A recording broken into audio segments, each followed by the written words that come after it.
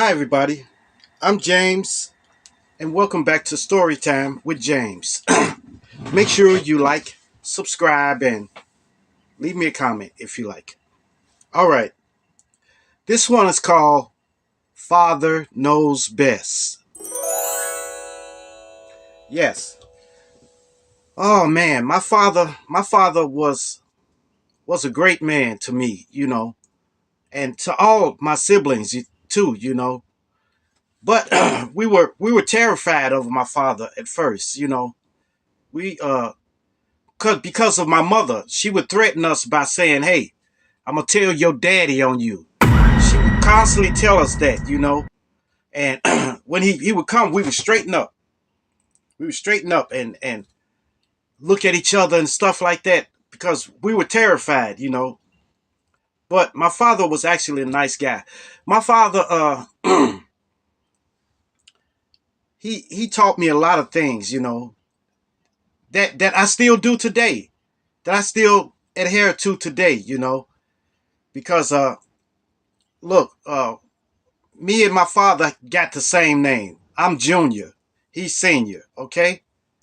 So I would ask my father, I say, "What's your name? What's your name again?" He said, "My name is James." He said, and I said, "My name James." He said, he said, "I know. I named you after me. Okay. After me." So that's the first thing like that. He said he named me after him. But I thought that was kind of cool. Then when I my first day of school, when I went to school, well, my second day of school, my father made it a point to take me to school, and we had matching flannel shirts on. It was matching flannel shirts. I remember that clearly. We had matching flannel shirts, and he had me by my hand, and we go up in the school, and he left me there. Oh yeah. Then there was another time when we built a doghouse. We built a doghouse for my dog, for our dog named Gino. He was a German Shepherd. So I didn't know what I was doing out there, but I had a little hammer trying to help him. But we built a doghouse. He built a doghouse rather, and for Gino, and it was cool. Then early in the morning, one day my father had a work ethic, a strong work ethic. He would work for hours, hours. He would never be home during the day. He would come home like late at night, like maybe 2 in the morning, 1 in the morning, or something like that. But this particular day, he came home and it was like 3 or 4 o'clock in the morning, and he came home and he went in there and changed, and he came in my room and woke me up. He said, "Junior, get up, get up, get up." And I thought I was in trouble or something. I was like, so I got up. He said, "Come on, let's go." I said, "Where we going? Where we going?" He said, "Come on, we going fishing." So we drove out to Wolf Lake. It was like at the Indiana Illinois border, like between Illinois and Indiana. Wolf Lake. We went to Wolf Lake and fished. We went out there for a couple of hours, and that was special. It was just me and him. We went fishing, and he taught me how to bait a hook, how to cast out there and everything. And I caught a couple of bluegills too. So yeah, I caught a couple of bluegills. Yeah. Then I remember I saw this commercial with the Tonka trucks, okay? With the elephants stepping on the trucks, and the trucks never broke. And I wanted one so bad. And I was telling my mother about it. My father was sitting in there and he heard it, apparently. The next day, he went and got me one of those Tonka trucks, you know. So, and that was special to me, man, because I love that truck, you know. Then my father taught me how to ride a bike. I remember he was teaching my sister how to ride, and he was behind her, running behind, holding up to the back seat, and he let her go, and I think she fell into the shrubs or something, and she didn't want to try it no more. She didn't want to try it no more. But then he came to me, and he put me, because they bought us bicycles, you know. So he got behind me and was running behind me. He said, "Come on, Jun Jun." He used to call me Jun Jun, you know. "Come on, Jun Jun." "Come on, steer it, steer it." And I was trying to steer the bike, and he let me go, and I didn't even know he had let me go. He said, "Keep looking straight, keep looking straight." And then he let me go.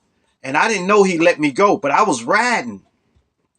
And when I finally realized he wasn't holding on, that's when I fell. But that that is when I learned how to ride a bike, you know. My father taught me, you know. So yes, yes, yes. Man, it was crazy about how I fell down, you know. I fell after I realized that he was holding me. But then when I turned around and I came back, I was able to pedal on my own and balance myself, you know.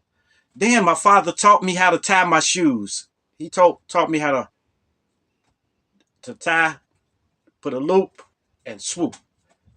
So he kept telling me to do that, kept telling me to do that over and over and over and over. And I couldn't get it right too quick, you know. But then I finally got it, you know. You know, my father was I thought he was hard, you know, because he would never he would never hug me. He would never pick me up, and he would never tell me he loved me, you know. But my sisters, he would pick them up and everything, you know. And I would try to come running up to him. He wouldn't pick me up. He'd put his hand out. He would shake my hand, you know. I don't know, but I guess he was trying to teach me how to be a man, you know, trying to, you know, mold me in some way to be a man. But he never picked me up and hugged me or nothing like that, you know. But coming around the time when he got sick, he came to town. See, my father was in Alabama at the time, you know, but we were grown. We were old enough to fend for ourselves. Actually, we were out. My sister was out fending for herself, and we all was out. You know, my little sister and little brother stayed with us. You know, so what? Once he came to town, and he he had got kind of small, a little bit. You know, and so I said, "Hey, how you doing?" He said, I'm okay. I'm okay." So he said, "Oh, okay." So he came into my house and he got a chance to meet my oldest daughter, my first daughter. He got to meet my firstborn, you know, and she took to him well. She jumped right up in his lap and everything, you know. And then after that, after he spent 2 days with me, 2 days, 2 days, and we laughed and joked and talked about old times and everything. Then after that, my uncle came to my house to pick him up so they can go back to his house so they can go back to Alabama. And my father, keep in mind, I told y'all he never hugged me or nothing like that. So this time I was older, you know, and I said, "Okay, Dad." He reached out and we shook hands and I pulled him in and I hugged him. I told him, "I love you. I love you, man." And he said, "Yeah, I love you too." That's what he said. And that really touched me. That really touched my heart when he said he loved me back, you know. It was crazy, man. But after that, he was leaving, and my daughter, he hugged my daughter too. He hugged her, and and then they left. And shortly after that, then he passed away. So it was crazy, man. Then I end up have to go down to Alabama for his burial and stuff like that. But after that, man, that really hurt me mentally because he was the closest thing to family that passed away. So when he passed, man, that really hurt me. I was messed up for like about a month. Really, I was messed up for about a month. And then I finally slowly started coming around. I guess I was grieving us and stuff like that. But I had to try to tell my daughter, what happened. That granddaddy is gone. But man, but he left a great impression on me. A real great impression on me. It taught me to work hard. It taught me how to survive. He taught me how to build stuff, how to work on cars. Like he used to work on his car. I used to sit right next to him, and I used to try to take a screwdriver or something. He said, "No, don't do that." So I said, "Can I sit there and watch?" He said, "You can watch me while he's changing the oil or changing the spark plugs in the car and stuff." I would watch. I sit there and watch. And a lot of young people don't watch older men doing stuff like that. They just bring their car into you and let you work on it, and they go on about their business. But I'm telling you, man, you need a father in the family, okay? And I know a lot of you women out here say that you can do it on your own and stuff like that. But if you don't have no choice, you got to do it. You got to raise them on your own. But there's got to be a male somewhere around you that can step up to his father's place and tell these kids how to be a man. Because if they're around women all the time, they're gonna start taking on women traits. Okay? That's all I'm saying. They need a man to guide them. The right man, a right man. A man with his head on his shoulders. Okay? Right. All right, you guys. Make sure you like, subscribe, and leave me a comment if you like. And hit that bell notification. Hit that bell notification so that you know every time I drop another video. And share, share, share. Share my videos with your family. Share it with your friends. Share it with your loved ones. And even share it with your enemies.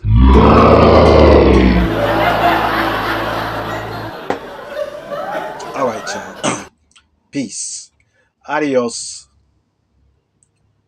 Salamat. Salamat!